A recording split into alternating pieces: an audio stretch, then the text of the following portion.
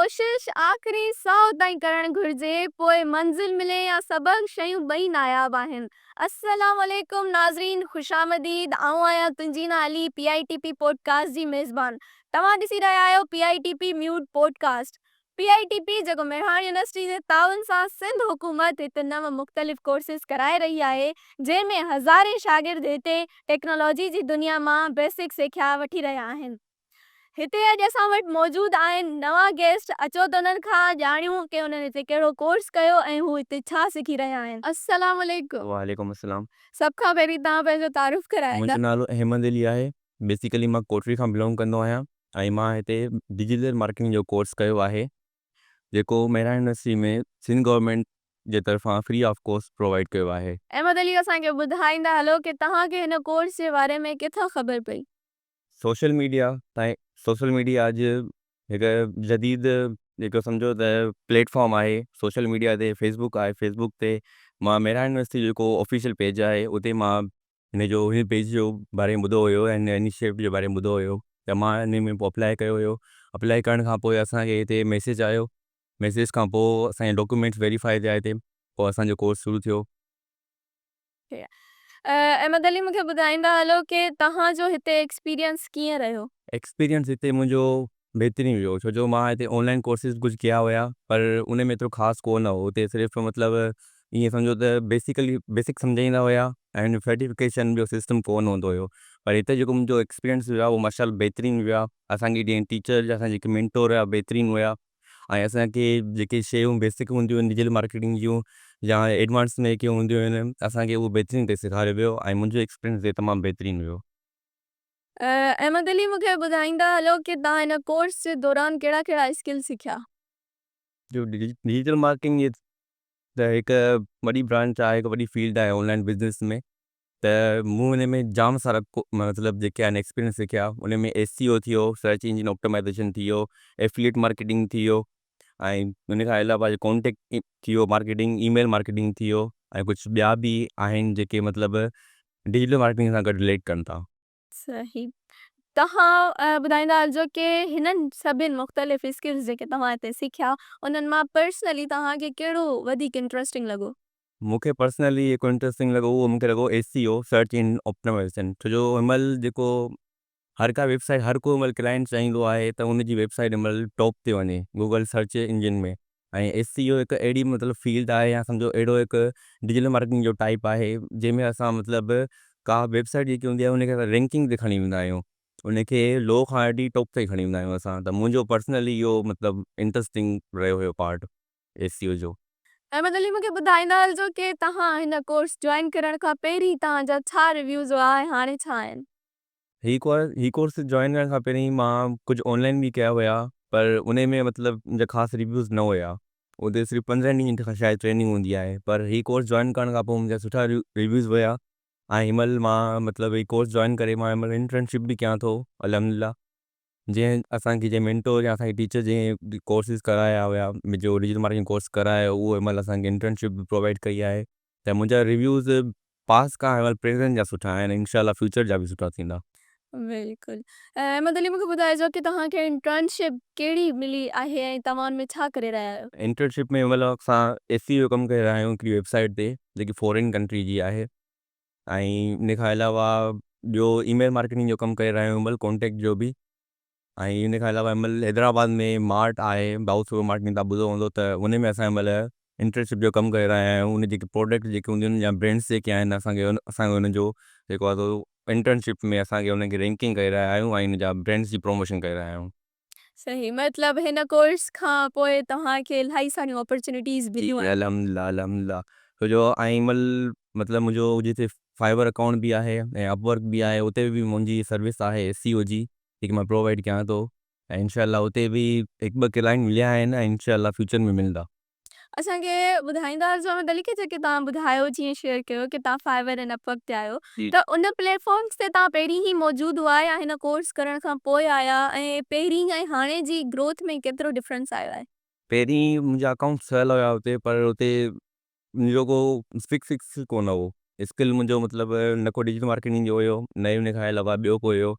त पहिरीं मतिलबु अकाउंट सिर्फ़ु ईअं हुया गिग्स मुंहिंजी अपलोड हुयूं पर एतिरो ख़ासि कोन हो रिस्पॉन्स। पर हाणे माशाअल्लाह सां रिस्पॉन्स बि आहे। मुंहिंजे तक़रीबन मूंखे 2-3 क्लाइंट यूके जा मिलिया आहिनि जेको मां टीम सां वर्क थो कयां। मां अकेलो न, जेको मां टीम सां वर्क थो कयां हिन महिल।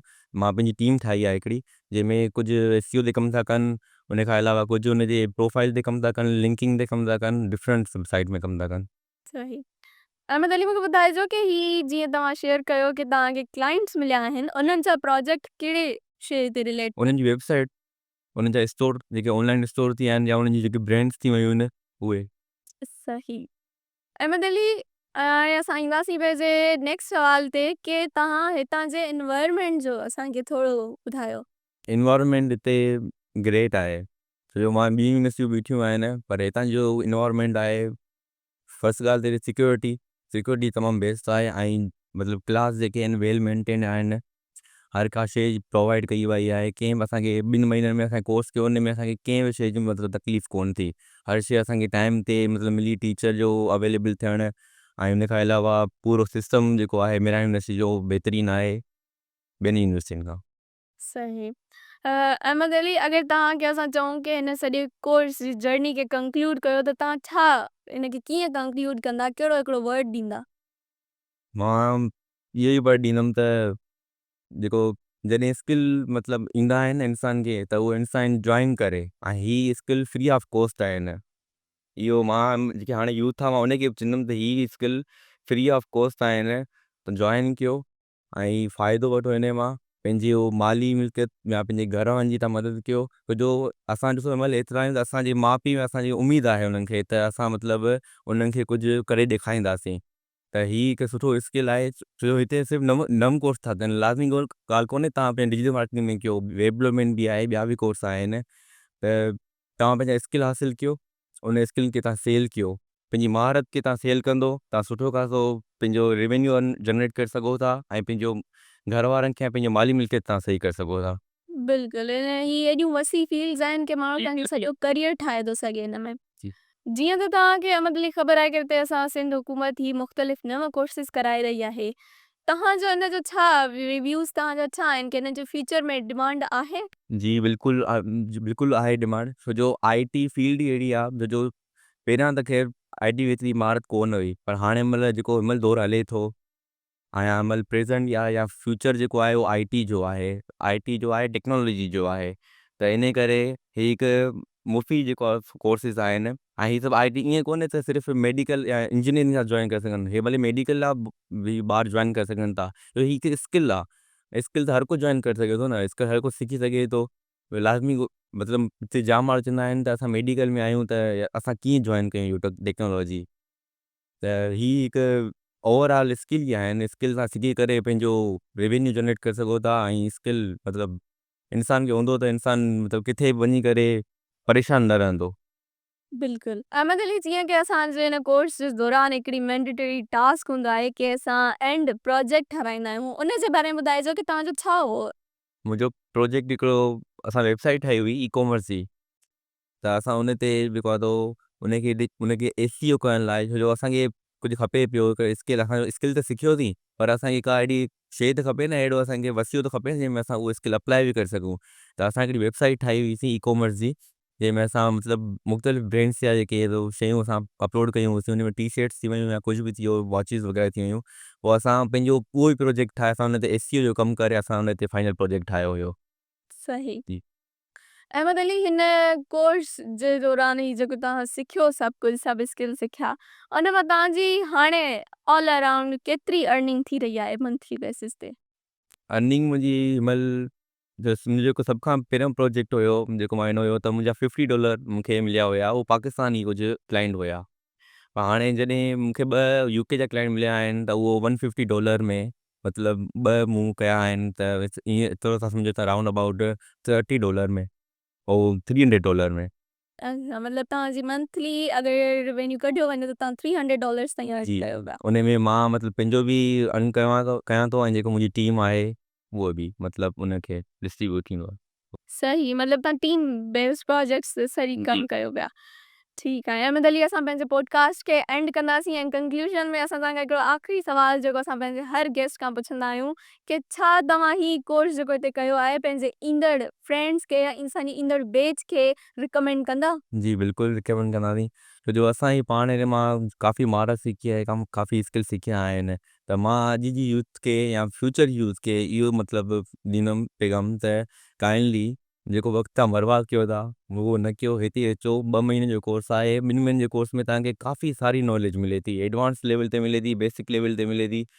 त kindly free of cost course आहिनि, जॉइन कयो। पंहिंजी यूथ जेकी असांजी आहे पाकिस्तान जी, जॉइन कयो।